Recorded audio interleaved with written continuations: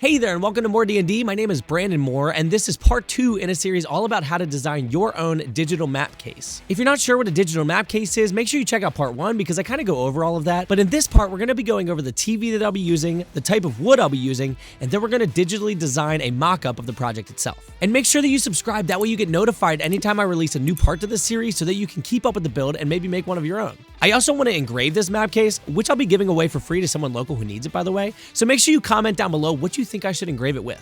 Okay, let's hit the workshop and start off with the TV right after this. Is it real or just a dream?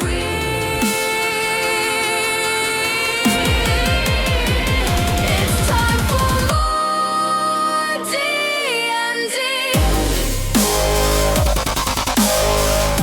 A world of danger mystery.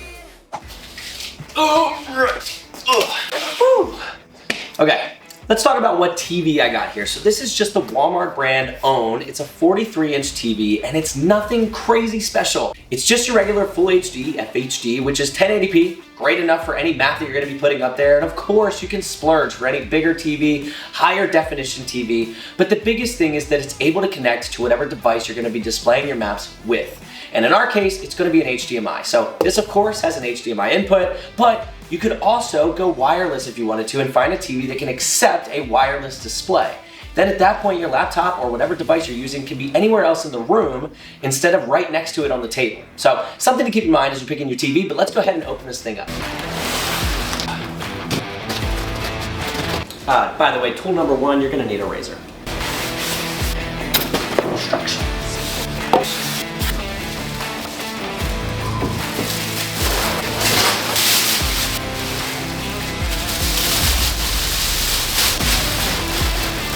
Okay, we've got the TV pulled out. Everything looks good. I don't see any cracks at the moment. I still see the cellophane and stuff all around it. We're gonna leave that for now because it's not important that we take that off. But the first thing we're gonna do is plug this baby in and make sure it's good to go before we start working with it.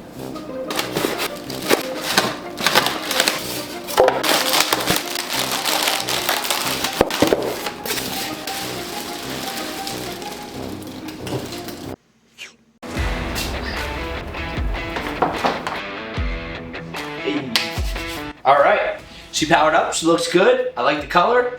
It's nothing crazy. You're not gonna get any QLED, 8K, anything like that, but you don't need it. You're gonna have a lot of fun with this. So, now that we've got everything working, we know it's good to go, we need to start getting some measurements. All right, some materials that we're gonna be working with here. Obviously a tape measure, and tip number 1 when working in the workshop, you start with a tape measure, you use that one the whole time. Every tape measure can be different from the other one slightly. Very so slightly, and that can mess with your measurements along the way if one of them's telling you one number and the other one's telling you another, and all of a sudden you go to build it and it's not right. So make sure you're using the same tape measure the whole time. And of course you're gonna lose it 100 times. That's what everyone does. It's fine. Find it, use it. You're also gonna need some paper and a pencil. I tend to use graph paper because it's easier to organize my notes, but let's go ahead and measure this TV up. We need to start with 3 dimensions. Number 1, we need the height of the TV, and you can typically find this on the box itself, but we're gonna measure just to make sure we've got it right. So this one is 21 7/8 tall. So I'm gonna write that down. And for the width, we have 37 5/8 wide. Now, as far as depth goes, right now we're just going to measure the depth of the television, but likely our box is gonna sit up a little bit higher because of what we talked about before, where we're gonna have a little bit of a gap underneath to allow that airflow to go through, which will be accounted for by those little rubber feet. So the depth of this TV at the deepest part is 3 3/8 inches. Now, you're gonna wanna make sure that you measure at the deepest part. Not every TV is the same. Of course, this one, the deepest part is here, but depending on what kind of TV you got, that could be very different. Now let's go ahead and flip this TV over so I can show you a few more things before we get started on the design. So now we're looking at the back of the TV, and there's a couple things we want to make sure that we have. We did read on the box that it says it has 2 HDMI outs, and you can see both of those right here. It also has a USB, which is nice because if you want to put in a USB drive that maybe has any battle maps preloaded or something like that, you can stick it right in the TV instead of worrying about doing it on your laptop or whatever device you're using. And then you have your optical for what's going to be your audio if you want to use that. I don't.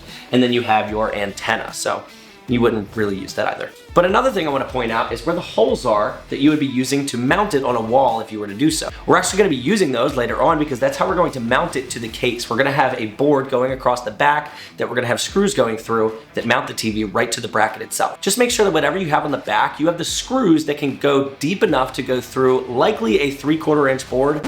Hey, Future Brandon here. So I just realized I said 3/4 of an inch. You're actually likely going to be using a board that is 1/2 of an inch thick, not 3/4.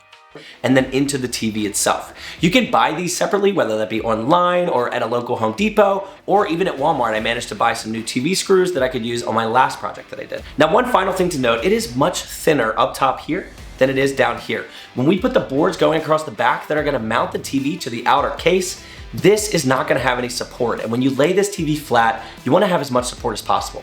So the last thing we're gonna do is run a board actually all the way the length of the case that's pressing up against this top part that's going to allow it to be supported while it's laying flat. Now I can measure that right now and put it into the mock-up that we're gonna do, which I'm gonna try to do, but that's likely gonna be changed a little bit as we build the project. That's more of a feel it out as you go thing. Once we put the box around it, put that right up against the back without having to measure, and then screw it into the sides. So the depth that we have is likely close to 3 inches, maybe I'll say 2 3/4. Again, we're probably gonna change it when we actually build the box, but for now in the program, we're gonna put it at 2 3/4 inch deep. Okay, that's everything that we need for the TV. I'm gonna go ahead and put this away back in the box for now until we need it again. Let's start with the wood.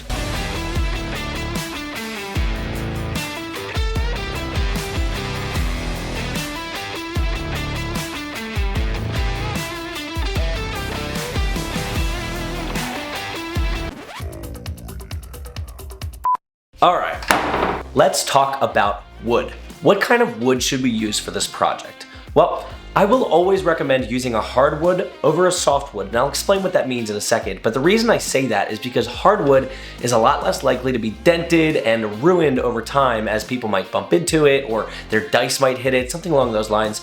So I recommend the hardwoods. Your hardwoods would be something like your oaks or your walnuts or your maples, whereas your softwood is what you might see typically at Home Depot, like your pines. That's what you're gonna see in the lumber section where you've got your 2x4s and your 2x8s, but they also have your boards that look like this that are more surfaced, your 3/4 inch sized boards. They do have those in pine, and you are more than welcome to do that. It is typically cheaper, but you do run the risk of denting it up a little bit more.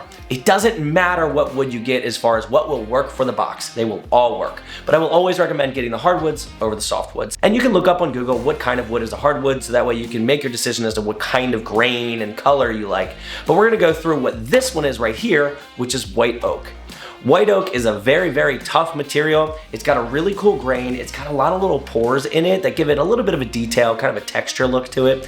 And I just really like the coloration and the grain pattern. What I used for my table downstairs is a black walnut. So that's where you get that really deep, dark brown color. But sometimes if you get that heartwood, which is that lighter colored walnut that's inside of the brown, you get really cool patterns, like what I kind of had on one side of my map case. Now, where did I get this wood?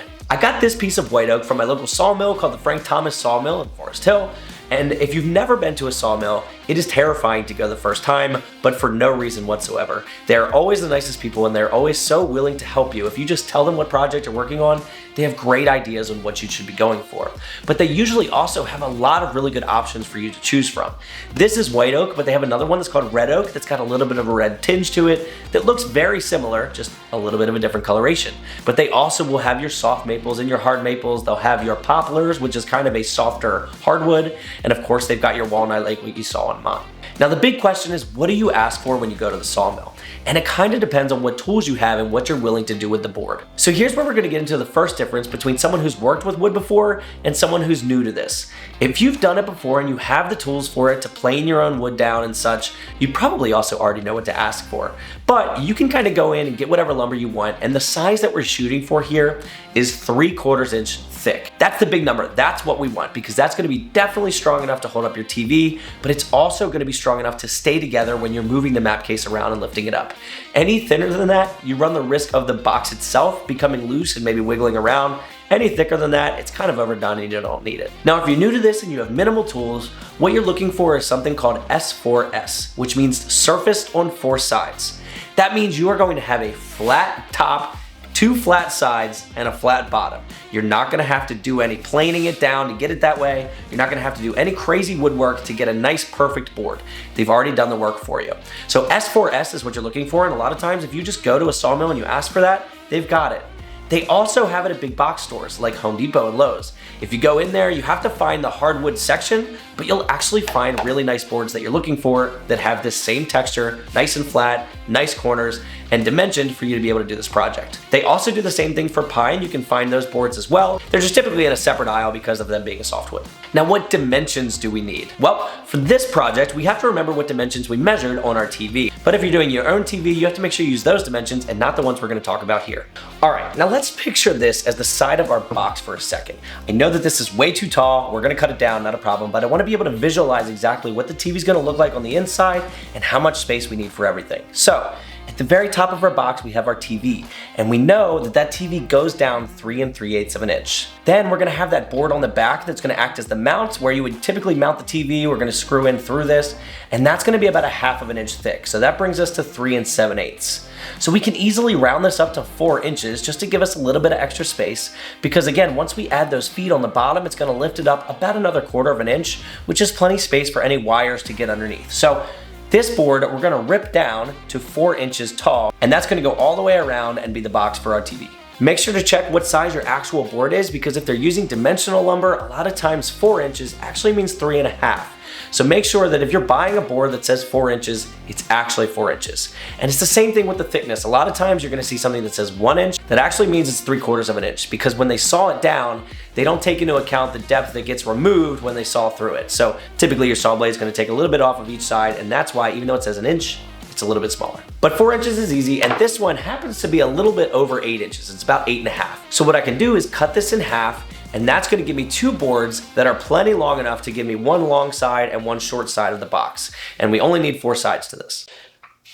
Now what you're seeing is a common occurrence here in the workshop. I've actually already lost my pencil that I was writing with. So I'm gonna go ahead and find another one, write this down, and then we'll move on to the digital design. All right, so the first thing we're gonna do is actually make a mock-up of the TV itself, so that way we have something to work around on the program here. It's not gonna look like the TV, it's just gonna look like a cube, but it's gonna have the same dimensions as the TV. So we know that it was 21 7/8 inches tall by 37 5/8 inches wide. All right, so there is our TV. I was really zoomed out there, but that's okay. And now we're gonna go ahead and make it 3 3/8 inches deep, just like our TV was. All right. So there's our TV. We're going to group that so that way we can't mess it up. And now we're going to go ahead and build the frame around it. Now, as I mentioned, we know that the wood that we're going to be working with is 3/4 of an inch thick. And if you bought it that way, that's what you'll be working with too. Otherwise, make sure you're using the right dimensions that you bought for your TV when designing this box. So I'm actually just going to take this pencil and I'm going to come out here to the right 3/4 of an inch. And then we know that we're going to have it go down 4 inches as we mentioned. So we're going to go down 4 inches, come over to here and bring it back up. So that is what the end of our board will look like, but we're going to go ahead and drag this the length of the TV here. All right. That is one board, and we can actually go ahead and color it just for fun, so that way it looks like the wood that we're going to be working with. So we'll go ahead and select the material here, go down to wood, and we'll just click wood. Now we can make life nice and simple by first grouping this so we can't mess up the wood, and then we're going to duplicate it and bring it over to the other side. All right. Now let's go ahead and design the long sides of our board. And here's where things get a little interesting, and there's a step that a lot of people forget. So we know that our TV is 37 5/8 of an inch long, and we can go ahead and measure that here to double check. We've got that right. But if I were to take one of these boards, move it over to the corner, rotate it, and bring it out to that long, you'll notice that it's actually not going to line up all the way to the end of the board, because we've now made technically our TV a little bit longer by adding the boards on the end. So a lot of times when people don't do these digital mock-ups, they'll go ahead and cut the boards the same length as the TV, and then you end up with these little gaps on the corners. You want to make sure you cut it right the first time so you don't have to go buy more wood. So you actually need to make this 3/4 of an inch longer on both ends of the board to account for the wood that we've got there. So we'll go through, pick this, drag out the end here, and we'll do the same thing on the other side. Drag out the end there. Okay, so now our case has a long side on one side of it, and we'll go ahead and duplicate this and move it to the other. So there is our map case. Now, one thing you'll notice is I did a really basic joining on the corners. I didn't do any fancy 45-degree angle cuts or anything to make them come together. What I'm going to end up doing when we build this case is actually just making it a nice flat joint at the end, and we're going to use something called a brad nail to go through the wood as we glue it together, and that's going to be plenty strong enough to hold it. You are more than welcome to do fancy corners if you feel comfortable doing that and you want to do that. That's not how I'm going to do it, just to make life easy for anyone that's watching this, but it doesn't mean it's the only way. Now let's go ahead and group our project here so that we can flip it all at once. Flip it around. Now, I know that this doesn't look like the back of our TV, but we know that we're going to be adding that 1/2-inch board on the back for the mount. So let's go ahead and just design that in now. Again, these kind of things are probably going to change when we go to build the actual project, because I didn't even measure where the screws are. I just wanted to be able to put this case together, have a digital design, and be able to hand this out for you to use. So we'll take the pencil tool. We'll just go to one corner. It doesn't matter. And we're going to go up 1/2 inch. And then we're probably going to make this, I'll say 4 inches wide. It doesn't have to be perfect. There's no standard to this, but that's plenty for the bolt to be able to go through the wood and into the TV without having any issues. Then we'll go down and bring it to here. So that's the end of our board. Now we can click to drag it out. Drag it all the way to the other end.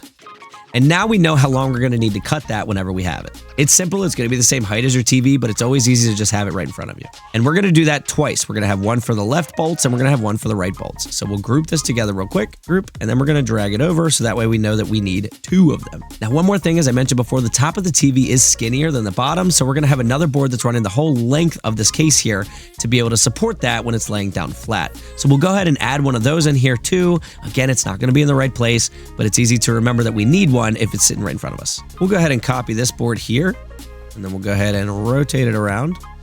And I know this is going to go through the other 2 boards, but we can go ahead and fix that later. For now, we just need to have it here so we remember that we need it.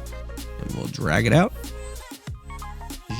all the way to the end, and do the same thing on this side. Drag it out all the way to the end. So now we've got our 3 boards that we're going to need for the supports on the back, and that is everything we need in the design. All right, so that's everything about designing this digitally. I've also covered the wood that I'm going to be using for at least the outside of the case. We'll cover the 1/2-inch wood that I'm going to use for the bracing in another video, but I also covered everything for the TV as well, so that way you know exactly what I'm using, and if you want to follow along, you're more than welcome to. I'm going to link this program down below. I'm also going to link my Patreon, so that way if you want to go check that out, or I'm going to start putting all of these files, you're more than welcome to do that too. But otherwise, go ahead and check out the next video where we're finally going to start cutting some wood.